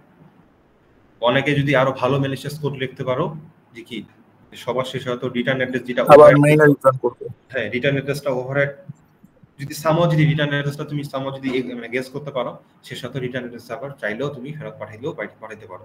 এটার একটা তুমি বলো যে স্যার পাঠানো কি দরকার তো নাই, কারণ পাঠাইতে হইতে পারে অনেক সময় কি চাও তুমি বলো দেখি, তোমার পিছে অনেক সময় দেখো না, অনেক সময় তোমার পিছে অ্যাটাক হইছে, তুমি জানো না 10 দিন হয়ে গেছে তোমার পিছে অ্যাটাক হইছে।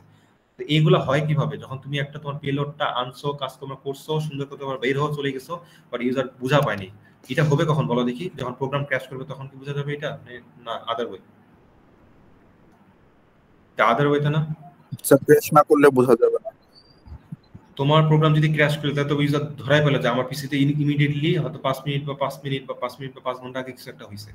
প্রোগ্রাম যদি ক্র্যাশ না করে তাহলে তুমি কি বুঝবে, ও তো সেভাবে আসলে ভিজিবল ওর কাছে ধরা পড়বে না জিনিসটা, ভিজিবল ভিতরে কি এক্সিকিউট হয়ে গেছে, সে কি ধরা পড়বে এটা আমার কাছে? না স্যার। এই জন্য তুমি দুইটা কাজ করতে পারো, তুমি যদি একদম মানে যে যে স্যার মানে কোনো রকম মানে মাফ করে দেন, কোনো রকম কোডটা করি, ওইটা যদি হয় তাহলে তুমি কি ওইটা হ্যান্ডেল না করতে পারো, আর তুমি যদি ভালো বেটার প্রোগ্রামার হও, বেটার হ্যাকার হও, তাহলে তুমি একদম ক্লিন কি বলে একটা আছে না, ক্লিন শট বলে আর কি, ক্লিন শট করবো আর কি, যে তুমি তোমার কাজ করছো, মাঝখানে কি ওর যে ফ্লোটা ওকে আবার ব্যাক করাইছো, ও মাঝখানে বুঝাই পায়নি যে তুমি মাঝখানে কি করে চলে গেছো। সো এটা তুমি চাইলেও করতে পারো। আর কথা হইলো যে যে স্যার এত সহজে যা যা বললেন যে সুন্দর করে বাফারে লিখবো, সুন্দর নিউ অ্যাড্রেস বরাবর বসে যাবে, ম্যালিশিয়াস কোডটা আমি লিখে ফেললাম, এই বরাবর বসে যাবে, এটা কি এত সহজে হবে নাকি? সো এখানে দেখো যে এই অ্যাক্সেসটা, এই অ্যাটাকটা সাকসেসফুল তখন হবে যখন দুইটা জিনিস করতে পারবা, তুমি ম্যালিশিয়াস কোডটা লিখতে পারবা, আর 2 নাম্বার হলো রিটার্ন অ্যাড্রেসটা ঠিকমতো বসাইতে পারবা। আবার রিটার্ন অ্যাড্রেসটা ঠিকমতো বসাইলেও যে তোমার ম্যালিশিয়াস কোড বরাবর যাবে এমন কোনো কথা নাই, কারণ বিভিন্ন কম্পাইলারের যে এই লেআউটটা তৈরি করার জিনিসটা এক এক রকম থাকে। প্রথম কথা হলো যে স্ট্যাকের যে তোমার স্ট্যাকের যে অ্যাড্রেসিংটা, এটা কি মানে টপ টু বটম না বটম টু টপ, এটা একটা বিষয় থাকে। আবার মাঝখানে যে জায়গাগুলো দেখতেছো, আমরা তো একদম হার্ড করে তোমাকে দেখালাম আমি যে কি থাকে এখানে, যে টেম্পোরারি নিচে থাকে, মাঝখানে প্রিভিয়াস থাকে, তারপরে রিটার্ন অ্যাড্রেস, তারপর আর্গুমেন্ট।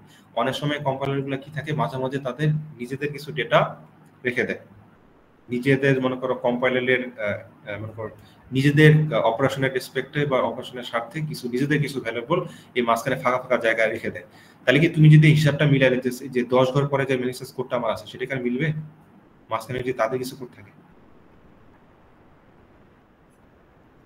না স্যার, তখন মিলবে তাহলে না। নিউ রিটার্ন অ্যাড্রেস তুমি এখানে লিখে দাও একদম পিন পয়েন্ট করে তুমি, তাহলে যে আমি রিটার্ন অ্যাড্রেস যদি এখানে 100 দিছি, 100 কিভাবে দিছি আসলে এর রেসপেক্টে হয়তো 100 বাইট পরে আছে, বাট ওইটা না হতে পারে যদি কম্পাইলার, তুমি তো জানো না ভিতরে কি আছে, অনেক সময় কম্পাইলারের যে লেআউটটা সেটা তো এক্সপোজ থাকে না, ঠিক না? মানে বিহাইন্ড দ্য আর্কিটেকচার হার্ডওয়্যার লেভেলে কিভাবে সে ডিজাইনটা করছে, কম্পাইলারের ডিজাইনটা কেমন, অনেক সময় এটা তো বোঝা যায় না।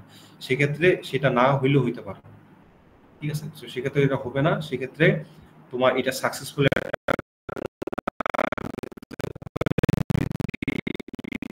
দিস বা ডিটেলস ঠিক জায়গা মতো বুঝায়নি, তো উপরে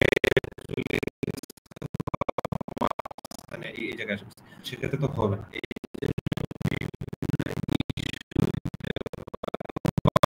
অ্যাড্রেসটা ভার্চুয়াল মানে নরমালি এগুলা দিলে অ্যাড্রেস, অ্যাড্রেসটা এখানে কি দিছো, অ্যাড্রেসটা দিছো ভার্চুয়াল অ্যাড্রেস, যেটার সাথে মানে এমন একটা নরমালি এই অ্যাড্রেসগুলো তো ভার্চুয়ালি হয়, বাট ভার্চুয়ালগুলোর একটা কারেসপন্ডিং ফিজিক্যাল যেটা কি পেজিং বলি না আমরা, পেজিং করছো না, পেজিং মানে ভার্চুয়াল অ্যাড্রেস থেকে ফিজিক্যাল অ্যাড্রেসের যে ম্যাপিংটা, এটা তো পেজিং বলতেছো নাকি, ঠিক না? না ভুল বললাম? জি স্যার। তো এই যে ভার্চুয়াল অ্যাড্রেস থেকে ফিজিক্যাল অ্যাড্রেসের এগুলা ম্যাপিংটা, তো ফিজিক্যাল অ্যাড্রেসে তো কারেসপন্ডিং একটা ম্যাপিং থাকতে হবে, যেটা তোমার ওই যে কি বলো ওইটা পেজিং যে ম্যাপিংটা ওখানে থাকতে হবে। তো ভার্চুয়াল অ্যাড্রেস তুমি একটা দিছো, বাট সেটা যদি ফিজিক্যাল কারেসপন্ডিং অ্যাড্রেস না থাকে তাহলে সেটা হবে না, মানে সে এখানে যে এরর খাবে আর কি, যে নিউ রিটার্ন অ্যাড্রেস ভ্যালিড না, এটা মানে এই যে ভার্চুয়াল অ্যাড্রেস এটা কারেসপন্ডিং ফিজিক্যাল অ্যাড্রেস পাওয়া যায়নি, সো এটা ক্র্যাশ করবে।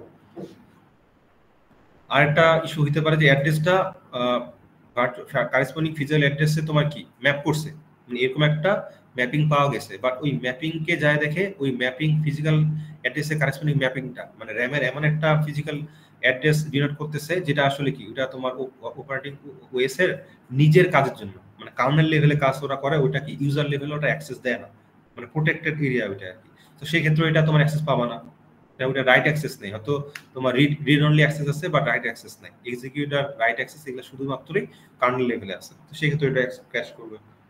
অথবা আরেকটা হইতে পারে কি, আরেকটা হইতে পারে যে তোমার অ্যাড্রেসটা ফিজিক্যাল অ্যাড্রেসে ম্যাপ করছে এবং এই অ্যাড্রেস স্পেসটা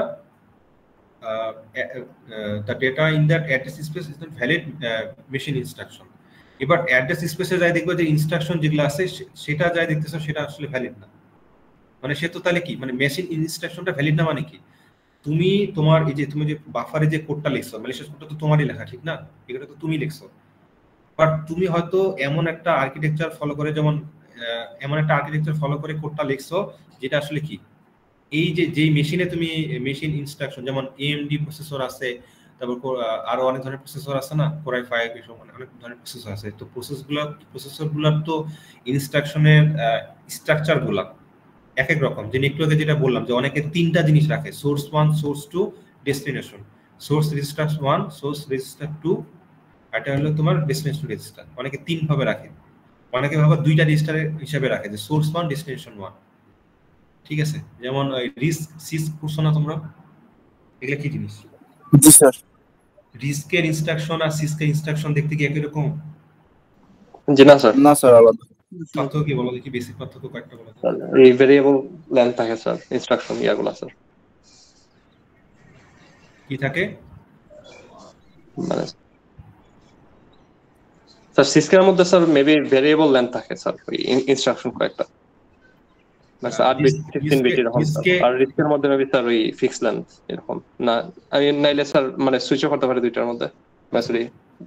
রিস্ক হলো রিডিউসড ইনস্ট্রাকশন সেট, মানে এটা কমপ্লেক্স স্যার, এটা কমপ্লেক্স বুঝা পাচ্ছ যে ওদের ইনস্ট্রাকশনগুলা ওগুলা মানে রিস্কে যদি 4 লাইন লিখে যেটা করবা, কমপ্লেক্স এই সিসকে দেখো যে এক লাইনে করে করতেছো, ঠিক আছে? ওখানে তো রেজিস্টার যদি তিনটা করে ইউজ করে, সোর্স 1, সোর্স 2, তোমার ডেস্টিনেশন, এখানে হয়তো দুইটা রেজিস্টার ইউজ করবে। একটু আগে যেটা দেখলাম যে এখানে তো মাত্র দুইটা রেজিস্টার ইউজ করছে, বাট এখানে কি ইনক্রিমেন্টের কাজ করে ফেলছে তারা, ঠিক আছে? এরকম একটা কাজ। তো এগুলো তো আর্কিটেকচার স্পেসিফিক, এই জন্য তুমি ফিজিক্যাল অ্যাড্রেস ভার্চুয়াল অ্যাড্রেসটা ফিজিক্যাল অ্যাড্রেসের সাথে ম্যাচ করছে, ফিজিক্যাল অ্যাড্রেসের কারেসপন্ডিং র্যামেও জায়গা অ্যালোকেটেড করা আছে, বাট ওখানে যায় যে ইনস্ট্রাকশনটা তুমি দেখলা ওগুলো তোমার ম্যাপ করে নাই, মানে এখন তো এডিশন এডিশনের হয়তো অপকোড যেটা আছে বা আর্কিটেকচারের যে কারেসপন্ডিং যে কি বলে ওগুলাকে ফাংশনের যে নেমগুলো কি বলে অপকোডই তো বলে মনে হয়, যে কারেসপন্ডিং যে অপকোড গুলা ওগুলা মানে অন্য ধরনের। তো সেই ক্ষেত্রে ওটা যেহেতু মিললো না, ম্যাচ করলো না আর্কিটেকচারের সাথে, আর্কিটেকচারটা তো ওটা হ্যান্ডেল করতে পারবে না, পাইপলাইনে যে ওটা মানে ফিট করবে না, সো এটা ক্র্যাশ করবে। আর ফোর্থলি যে সবকিছু ঠিকঠাক আছে, যে নাকি আর্কিটেকচারও মিলছে, মানে ভার্চুয়াল অ্যাড্রেসটা ফিজিক্যালের সাথে মিলছে, ফিজিক্যাল অ্যাড্রেসে কারেসপন্ডিং ফিজিক্যাল মেমোরিও অ্যালোকেটেড করা আছে, অ্যালোকেটেড ওখানে যে ইনস্ট্রাকশন সেট যেগুলো দেখছো ইনস্ট্রাকশন সেটও মিলে গেছে, সব মিলে সবকিছু যখন ঠিক না তখন যে তোমার কি হয়েছে লজিক, এখানে একটা ইস্যু আছে যে লজিক ডিফারেন্ট, লজিকটা different, logic of the program will be different from the original one, logic of the program will be different.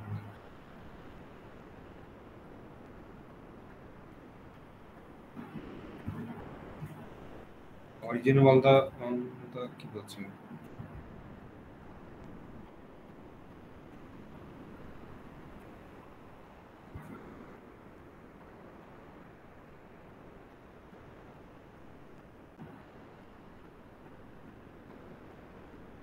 এখন এইটা তো হইতে হবে ঠিক না, যখন এই ফোর্থ কেসটা মানে এটা আমাদের সাকসেসফুল কেসটাকে বোঝাচ্ছে, আমি যেটা মানে কন্টিনিউ করতেছিলাম বলতেছিলাম আর কি, সবকিছু মিলছে। এখন মানে অরিজিনাল কোড কি, অরিজিনাল কোড মানে অরিজিনাল কোড তো তোমার যে মেইন যে ফু ফাংশনটা আছে তার একটা ইনস্ট্রাকশন ছিল, সেই জায়গায় তুমি তোমার যে ম্যালিশিয়াস যে কোডটা পারিছো, তোমার কোডের টার্গেটটা তো অন্যরকম, তোমার নিয়তি তো আলাদা, যে তুমি পেলোডটা তুমি বসাবা, পেলোডটা বসানোর জন্য যে তোমার কন্ডিশনগুলো বা লজিকগুলো দাও সেগুলো আর কি, সেক্ষেত্রে সেটা তো ওভাররাইড করে যাবে সেই ইনস্ট্রাকশনটা, সেক্ষেত্রে তো এটা তোমার দরকারি আসলে, তো ফোর্স কন্ডিশনটা তোমার আলটিমেটলি সাকসেসফুল হওয়াটা, ঠিক আছে।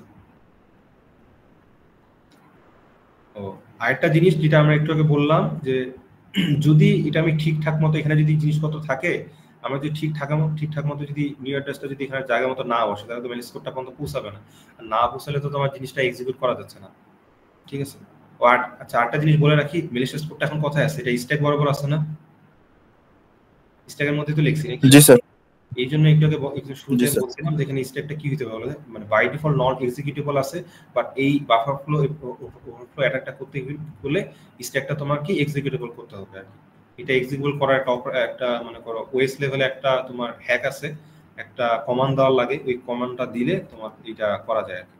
এটা মানে যেই আসলে ওএস বা যে ওএস গুলাতে মনে করো লিনাক্স বা উবুন্টু যেগুলো আসলে অনেক কি বলে ওগুলা ডেপ্রিসিয়েটেড ভার্সন যেগুলো আছে ওগুলাতে আসলে এটা করতে দেয় আর কি, ওগুলাতে আসলে করা যায় আসলে, মানে বর্তমানে যে লেটেস্ট ভার্সনগুলো চলতেছে এগুলাতে আসলে ওইটা আটকায় আর কি, এটা করা যাবে না। তো এখানে আমাদের আইডিয়া হলো একটা, যে মাঝখানে যেহেতু উল্টাপাল্টা জিনিস আছে আমাদেরকে আটকায় দিতে পারে, নিউ ইন্টারনেটটা ঠিক জায়গা মতো পৌঁছানোর আগে আমরা আটকে যাই, তার আগে আমরা যেটা করবো সেটা আমরা কি মানে গার্বেজ কিছুতে ওভারহেড করার থেকে এনে কি গার্বেজ কিছুতে ওভারহেড করতেছো না, মানে ইন্টারনেটটা হয়তো এখানে এসে হিট করছে, তো এখানে যেহেতু গার্বেজ আছে তো এখানে তো আটকে পড়ে থাকবে, সে মেলেস পর্যন্ত আর পৌঁছাবে না, ঠিক না? এই জায়গাটাতে আসলে যদি পড়ে ওইটা না করে তুমি কি করবা, যে ওভারহেড গার্বেজ উল্টাপাল্টা কিছু না লিখে একটা কাজ করি, কি কাজ করবা, গার্বেজ কিছু না লিখে সেখানে লিখবা কি নব লিখবা, নব স্ট্যান্ডস ফর কি know what, OP stands for operation, no operation, হ্যাঁ নো অপারেশন। তাহলে কি করবা, নিউ অ্যাড্রেস থেকে তোমার যদি এখানে আসো পড়ো নো অপারেশন মানে কোনো অপারেশন নাই, ঠিক আছে। মানে তুমি যদি লেখো 1 = 1 বা 1 = 1 এটা আর কি, এটা তো সমস্যা নেই, এটা ট্রু হবে, এটা স্কিপ করে তোমার সামনের দিকে তোমার চলে যাবে আর কি, এটা পাস করে তোমার চলে যাবে। তো নো অপারেশন কিছু একটা অপারেশন হবে না, তো এখানে আসলে যদি হিট করে আসলে স্লাইড, এটাকে এই জন্য বলছে স্লাইডিং, বা তুমি এটা সহজে যদি বলতে স্লাইডিং বলা যায় আসলে। নিউ রিটার্ন অ্যাড্রেস তোমার ঠিকমতো বসাতে পারোনি, কারণ অন্য কিছু খালি ডেটা ছিল, দূরে যায় মেলিশিয়াস কোডটা পড়ছে, তো এর মাঝখানে আসে যদি তোমার এই অ্যাড্রেসটা এখানে হিট করে নো অপারেশন এখানে আসে পড়বে, এগুলা স্লাইড করে করে করে মেলিশিয়াস কোডের একদম গোড়াতে তোমার আসলে পৌঁছে যাবে, সো আলটিমেটলি তোমার এই কোডটা তোমার এক্সিকিউট হবে, বুঝতে পারছো? সো ওভারহেড না মানে এটা হলো আরো এক লেভেল বেটার কোড আর কি। প্রথম কোড হলো তোমার কি, যে নিউ অ্যাড্রেস করছো, ওভারহেড করছো, মেলিশিয়াস কোড দিছো, লাকিলি তুমি হয়তো এখানে কোডটা ধরতে পারছো, চলে গেছো, বা সবসময় তো লাক কাজ করবে না, হয়তো মাঝখানে কম্পাইলার স্পেসিফিক হওয়ার কারণে কিছু ডেটা এখানে দিয়ে রাখবে, সেগুলো হয়তো তুমি ওভারহেড করছো, সেখানে আসে পড়ছে, মানে তুমি হয়তো মিস ইন্টারপ্রেট করছো, মেলিশিয়াস কোডের যে জায়গাটা তুমি বরাদ্দ করছো সেটা হয়তো হয় নাই ঠিক মতো, তার আগে আসতে রিটার্ন অ্যাড্রেসটা ঠিক মতো যেহেতু তুমি ধরতে পারো নাই, রিটার্ন অ্যাড্রেসটা কিন্তু ধরা কিন্তু আসলে মুশকিল, বুঝতে জিনিসটা, মানে কত দূরে তুমি রাখছো এটা ধরা কিন্তু মুশকিল। তো এই জন্য তোমার আসলে কি হবে, এখানে তোমার ওভারহেড গার্বেজ কিছুতে না করে মানে নব দিয়ে তুমি যদি ওভারহেড করো তাহলে নিউ রিটার্ন অ্যাড্রেসটা এই তিনটা, বা এখানে তিনটা তো না, আসলে অনেকগুলো আছে। এখানে একটা কিছু একটা ক্যালকুলেশন দেওয়া আছে, তুমি মাঝখানে লম্বা একটা জায়গা জুড়ে তুমি নো অপারেশন যদি রাখো, এই মাঝখানে এই নো অপারেশন যে সেকশনটা, এই অপারেশনের যে কোনো একটা জায়গাতে পড়লেই ইনাফ, মানে এগুলো স্লাইড করে করে আলটিমেটলি ম্যালিশিয়াস কোড পর্যন্ত সে পৌঁছাই যাবে। বুঝতে পারছো? জি স্যার। এইটা হলো তোমার কি রিটার্ন অ্যাড্রেসটা তোমার এই সাইডে ম্যালিশিয়াস কোডের এই সাইডে তোমার স্লাইড করে করে যাওয়ার জিনিসটা। এখন রিটার্ন অ্যাড্রেসটা তুমি এখানে বসাবা, তুমি কিভাবে শিওর যে রিটার্ন অ্যাড্রেসটা এই জায়গা বরাবরে আছে? মানে এখানে এই যে মানে এই যে টেম্পোরারি ভ্যারিয়েবলের ইমিডিয়েট ঠিক উপরে ফ্রেম পয়েন্টার আছে, ঠিক ইমিডিয়েট উপরে রিটার্ন অ্যাড্রেসটা আছে। এটা তুমি অনেক সময় তুমি ওই যে কম্পাইলার স্পেসিফিক যদি হয় তুমি এটা শিওর হতে পারবে না যে এখানে আছে কিনা। শিওর যদি না হয় তাহলে এখানেও কি একটা ঝামেলা হয়ে থাকলো যে রিটার্ন অ্যাড্রেসটা আসলে কোথায় বসাবো, এখানে বসাবো না এখানে বসাবো না উপরে বসাবো। এই জন্য এখানেও আর কি ওই হ্যাকটা একই রকম। এখানে কি করছো, রিটার্ন অ্যাড্রেসটা মাশাআল্লাহ কি করছো, এখন গোড়া থেকে এখানে যেমন একটা জায়গা ছিল না ওভারহেড করছো, রিটার্ন অ্যাড্রেসটা এখন পিন পয়েন্ট বসাইছো। এখানে একটা জায়গা থাকতে পারে যে ওভারহেডটা তুমি ঠিকমতো গার্বেজ দিয়ে করছো, রিটার্ন অ্যাড্রেসটা আসলে অ্যাকচুয়াল জায়গা ছিল এই জায়গাটাতে অথবা নিচের এই জায়গাটাতে, তুমি বসাইছো এখানে, তাহলে ও তো এখানে কখনো আসবেই না, ও এখানে আসবে দেখবে যে ওভারহেড গার্বেজ কিছু আছে, সে এখানে ক্র্যাশ খেয়ে বসে থাকবে। তাহলে এখানে বুঝাবে নব লিখে রাখছো না নাই, কারণ নবে তো অন্তত তখন যাবে যখন তুমি জাম্প একটা অপারেশন থাকবে। নিউ রিটার্ন অ্যাড্রেস মানে কি জাম্প দিস অ্যাড্রেস না, জাম্প অপারেশনটাই তো তোমার ঠিক মতো নাই। এখানে আসে দেখে যে গার্বেজ কি উল্টা উল্টা লেখা আছে, তোমার নামের মতো রিগানের হয়তো আই বসে আছে, এখানে একটা ক্যারেক্টার আই 4 বাইট ধরে এখানে লেখা আছে, তাই দিয়ে কি বুঝলো সে? এজন্য এটা না করে কি করবা, একদম ব্রুট ফোর্স মারবা আর কি, যে মাশাআল্লাহ এখানে যদি নব দিয়ে ব্রুট ফোর্স করে একদম তুমি স্লাইড করে করে ম্যালিশিয়াস কোড পর্যন্ত নিয়ে যাবা। এখানে রিটার্ন অ্যাড্রেসটা কি করবা, একদম ব্রুট ফোর্স মারবা যে রিটার্ন অ্যাড্রেসটা একদম এক মাথা থেকে আরেক মাথা, মানে এক পোর্শন লাগবে নব, এক পোর্শন লাগবে রিটার্ন অ্যাড্রেস, যাতে কি মাঝখানে সে এখানে যাই রাখুক, যেখানে সে রিটার্ন অ্যাড্রেসটা থাকুক, সেখানে তোমার যে কোনো জায়গায় আসে সে হিট করো, ওর ইনস্ট্রাকশনগুলো শেষ করে আসবে, যেখানে সে আসবে রিটার্ন অ্যাড্রেস বরাবর ওই জায়গা বরাবর যে কোনো তুমি একটা ক্যাপচার করলে গেলো, মানে তুমি সব কভার করে রাখছো, যে কোনো একখানে আসে করবে, রিটার্ন অ্যাড্রেসটা ধরবে, ওখান থেকে তুমি এখন তুমি স্লাইড করাও, জাম মনে করো 50 লেন বা 60 লেন এরকম মনে করে দিছো, ওই 60 বাইট অথবা 64 বাইট বা অথবা 128 বাইট পরে আসে নোট সেকশনে আসে করবে, ওই স্লাইড করে করে এখানে যাবে। তুই আমি বলবো যে স্যার 164 বাইট বা 128 বাইট পরে যে নোটটা আসে পৌঁছে, এটা কিভাবে বুঝবো? তো এই বাফার ওভারফ্লো অ্যাটাকটা করার জন্য তোমাকে আসলে বিভিন্ন আসলে যে লেনগুলো আছে 64 বাইট, 32 বাইট, 96 বাইট, এইভাবে করে করে বিভিন্ন যে অফসেটগুলো আছে এগুলোতে তোমাকে আসলে কি ব্রুট ফোর্স বইতে তোমাকে টেস্ট করতে হবে। মানে এখানে আসলে একটা ওয়ার্কিং ফ্যাক্টর আছে, এটা আসলে তোমার এই বাফার সাইজটা অথবা যে লেআউটটার সাইজ সর্বোচ্চ কতটুকু হতে পারে ওটার উপর নির্ভর করে। এটা বুঝতে পারছো নাকি? জি স্যার। মানে একটা সিস্টেম যদি তোমাকে কেউ বলে যে 32 বিটের একটা সিস্টেম, তাহলে ওখানে কত 32 বিটের যদি হয় তাহলে 32টা বিট মানে 2 টু দি পাওয়ার 32 টু কয়টা অ্যাড্রেস স্পেস হবে? 2 টু দি পাওয়ার 32টা না? জি স্যার। এই যে তোমরা তো দেখছো মনে হয় এইভাবে থাকে না যে র্যামের যে এই যে র্যামের লেআউটটা কি, তোমার এখানে যে 0তম অ্যাড্রেস স্পেসটা থাকে, এখানে কতগুলা রো যদি চিন্তা করো কতগুলা বাইট রাখা যাবে? 2 টু দি পাওয়ার 32টা, 32 বিটের যদি হয় তাহলে কি মানে 32 জায়গাটা হয়, তাহলে প্রতিটা জায়গায় 1 আর 0, এটা জানো তো, এখানে প্রতি জায়গায় 1 আর 0 রাখা যায়, দুইটা জিনিস রাখা যায়, এখন 32টা জায়গা, 2 টু দি পাওয়ার 32টা জায়গা, 2 টু দি পাওয়ার 32টা অ্যাড্রেস স্পেস মানে 2 টু দি পাওয়ার 32টা ব্লক রাখা যাবে। প্রতিটা ব্লক এখন 4 বাইট না 8 বাইট, ওটা তোমার আর্কিটেকচার স্পেসিফিক। তো এতগুলা জায়গা আছে, এতগুলা জায়গা মানে কি 0 থেকে শুরু করে 2 টু দি পাওয়ার 32 - 1 এতগুলা তুমি অফসেট ইউজ করে করে করে করে তুমি কি করবা, এই রিটার্ন অ্যাড্রেস বা নোপের জায়গাগুলো তুমি করবা। মানে এই যে দুইটা ডিভিশন, একটা এরিয়াকে দুইটা পোর্শনে যে ভাগ করছো, একটা হলো কি, একটা হলো কি রিটার্ন এরিয়া পোর্শন, একটা কি নক অপারেশন নক সেকশন, এই দুইটা সেকশনকে তুমি ভাবে কি ব্রুট ফোর্স করে করে বিভিন্ন অফসেট ইউজ করে করে তুমি এটা ভাগ করে করে তুমি এটা অ্যাপ্লাই করে করে টেস্ট করে দেখো। মানে ব্যাট ফাইলটা তোমাকে বারবার চেঞ্জ করতে হবে আর কি, ব্যাট ফাইলের যে লেআউটটা আছে এটা বারবার তোমাকে চেঞ্জ করতে হবে। বারবার হয়তো দেখো যে সেকেন্ডেশন ফল এসব খাচ্ছে, একটা সময় পর্যায়ে তোমার কি হবে বলো দেখি, তোমার ম্যালিশিয়াস কোডটা এক্সিকিউট হয়ে যাবে। বুঝতে পারছো? জি স্যার। স্যার একবার হচ্ছে সব মানে রিটার্ন অ্যাড্রেস এক জায়গায় আর তার আগ পর্যন্ত সব নব, আর আরেক জায়গায় হচ্ছে সবগুলো রিটার্ন অ্যাড্রেস দিয়ে দিয়েছে, রিটার্ন মানে নব শুরু হওয়ার আগ পর্যন্ত, এই দুইটার মধ্যে পার্থক্যটা কি? মানে স্যার যেরকম এটাতে হচ্ছে নব দিয়ে শুরু হয়েছে, তারপর রিটার্ন অ্যাড্রেস, তারপরে আবার নব, আর এর তারপর একটা যে দেখালেন এটা হচ্ছে সবগুলো রিটার্ন অ্যাড্রেস দেয়া আছে, মানে যেটাতে যাবে রিটার্ন অ্যাড্রেসে যাবে, এরকম ব্যাপার। জি স্যার এটা মানে ওরা এখানে বলতেছে কি, মানে সেফ সাইডে যদি তুমি থাকো, এখানে যে ওভারহেড মানে ওভারহেড তুমি করতেছো, মানে এগুলা মানে তুমি যে একটা ব্যাট ফাইলে যে তুমি একটা স্ট্রিং লিখলা বা ম্যালিশিয়াস কন্টেন্টটা লিখলা, তুমি ওভারহেড করছো মানে কি? আর new return address malicious code এই দুইটা জায়গা বাদ দিয়ে বাকিগুলো ওভারহেড করছো মানে কি? মানে তুমি পিন পয়েন্ট করে ফেলছো যে এই জায়গাগুলোতে এই জিনিসগুলো আছে, এই জায়গাগুলো আমি আমার যে যে জিনিসগুলো বসাইলাম, বাকিগুলো আমি ডোন্ট কেয়ার। মানে ওভারহেড করছো মানে কি? এগুলাতে তুমি হাবিজাবি গার্বেজ কিছু লিখছো না, মানে তুমি ডোন্ট কেয়ার সিম্পলি, যে তুমি পিন পয়েন্টলি এগুলা জায়গা ধরে ফেলছো, এগুলা এখন কেয়ার করো না, তুমি জানো যে এগুলাতে কিছু আসবে না, পড়বে না, এই জন্য তুমি এগুলা বাদ দিয়েছো।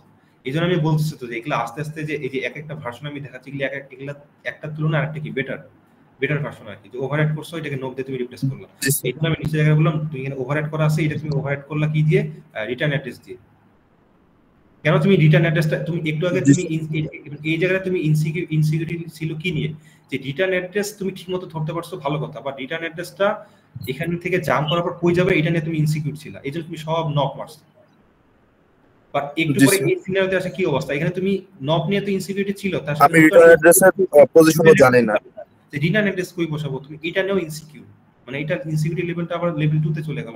এখানে তুমি ব্রুট ফোর্স মারছো, মানে তুমি আর কোনো জায়গায় তোমার আসলে কনফিউশনে রাখলা না। এখানে ওভারহেড তুমি নব দিয়ে রিপ্লেস করলা, এখানকার ওভারহেড প্রথমে তুমি নব দিয়ে রিপ্লেস করতে পারো, তা তুমি চিন্তা করতে পারো যে আচ্ছা রিটার্ন অ্যাড্রেস এই মুহূর্তে তো আমি ধরে ফেলছি, এগুলা গার্বেজ না রাখি, বলা যায় না যদি ওর কার্সরটা অথবা ফ্রেম পয়েন্টারটা যদি এখানে আসে, যদি পড়ে, যাতে স্লাইড করে করে আমার রিটার্ন অ্যাড্রেসটা এখানে চলে আসে। ঠিক আছে? জি স্যার বুঝতে পারছি। তাও যদি তোমার আরো যদি ইনসিকিউরিটি থাকে যে না যে এখানে যদি না আসে, যদি আবার এখানে যদি স্কিপ করে সামনে চলে যায়, এই আরটিটাকে স্কিপ করে যদি নপে আসে পরে, তখন তার লাভ হলো না। ঠিক আছে? তখন তো সমস্যা। তো এই ক্ষেত্রে তোমার তো জাম্প তো তাকে করাইতে হবে, ঠিক না? এক্স্যাক্টলি তো ম্যালিশিয়াস করে সে আসবে না। সেই ক্ষেত্রে তোমার রিটার্ন অ্যাড্রেসটা সেই এক মাথা থেকে আরেক মাথা কপি করে দিছে। এটা কি বলছে? স্প্রিং মানে কি? স্প্রে যখন করো তখন তুমি হিসাব করে স্প্রে করো নাকি? তুমি তো এক মাথা থেকে আরেক মাথা স্প্রে করো, মানে যে বাদ যাবে না, একটু শিশু টাইপ আর কি, ঠিক না? কোনো যাতে কনফিউশনের জায়গা না থাকে আর কি। ঠিক আছে? জি স্যার। আজকে অনেক সময় নিয়ে ফেলছি, যেহেতু আর না নিব থাক দরকার নেই।